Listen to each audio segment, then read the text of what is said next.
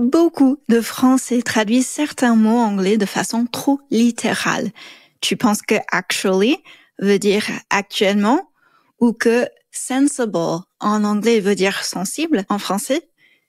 Et non, aujourd'hui on parle des erreurs courantes que les Français font en anglais et surtout on va voir comment les éviter.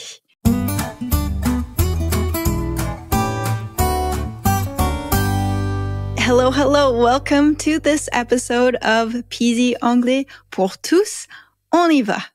Beaucoup de francophones pensent que actually signifie actuellement, mais en réalité, ça veut dire en fait. Voici un exemple incorrect. I live in Annecy actually. En anglais, ça veut dire je vis à Annecy en fait. Et non pas j'habite actuellement à Annecy. Et voici la correction. I currently live in Annecy. Si tu veux dire actuellement. I live in Annecy. Actually, ça c'est pour si tu veux dire en fait. Et pour te donner toutes les chances que ça te reste en tête, on va faire une version raccourcie de ce qu'on fait avec les élèves Peasy. Tu vas mettre en pratique. Alors, ma phrase pour dire j'habite actuellement à Annecy, c'est I currently live in Annecy. Pour toi, ça pourrait être I currently live in Toulouse, for example. Et j'ai envie que tu dises la phrase, mais pour toi. Dans ta tête ou à haute voix, vas-y. I currently live in... À toi.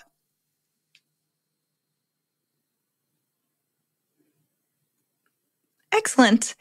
Et justement, si tu veux parler un anglais plus naturel et éviter ce genre d'erreur, la Peasy Academy est là pour toi.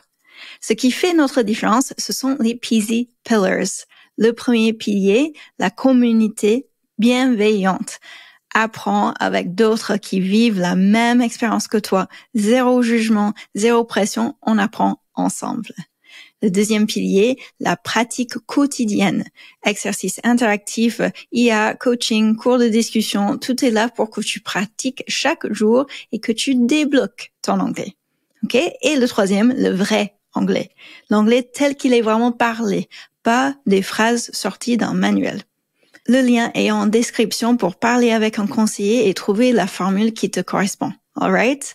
Okay, let's continue. Error number 2, sensible. Ok, voici un autre faux ami, sensible. Alors, sensible en anglais ne veut pas dire sensible en français. Je sais, c'est pénible. Alors, sensible en anglais veut dire raisonnable ou sensé en français. Pour dire sensible, on va utiliser le mot sensitive. Sensitive. Donc, un exemple incorrect serait I'm sensible to loud music. Avec la correction, I'm sensitive to loud music. Je suis sensible à la musique forte. Est-ce que tu es sensible, sensitive, à quelque chose? Are you sensitive to something? Loud music, la musique forte, ou spicy food, la nourriture épicée. Okay, let's continue to error number 3. En français, on dit « je suis d'accord ». Alors, beaucoup de personnes traduisent ça en « I'm agree ». Mais en anglais, on dit simplement « I agree ».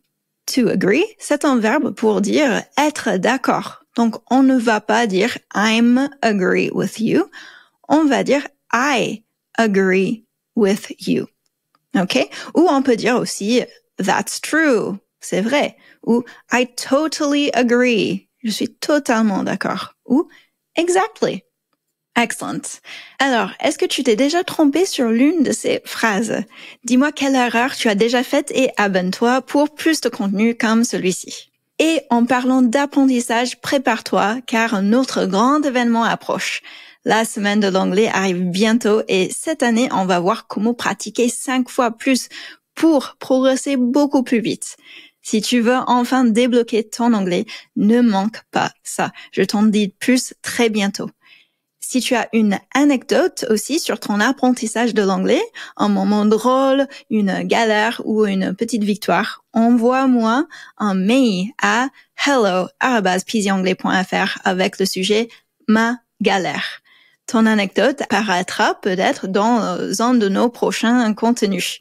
OK? Et n'oublie pas de partager cet épisode avec quelqu'un qui apprend l'anglais aussi et de t'abonner à Peasy Anglais pour tous sur ta plateforme de streaming préférée pour ne pas louper les prochains épisodes. Et si tu as déjà essayé d'apprendre l'anglais mais que tu es toujours bloqué, il faut savoir que ce n'est pas de ta faute. Apprendre seul, sans pratique et avec des phrases qu'on n'utilise jamais, ça ne marche pas. Ici, tu progresses avec des bonnes méthodes qui fonctionnent sans pression et entouré d'une vraie communauté. Donc, si tu es prêt à vraiment parler anglais, le lien est en description. See you!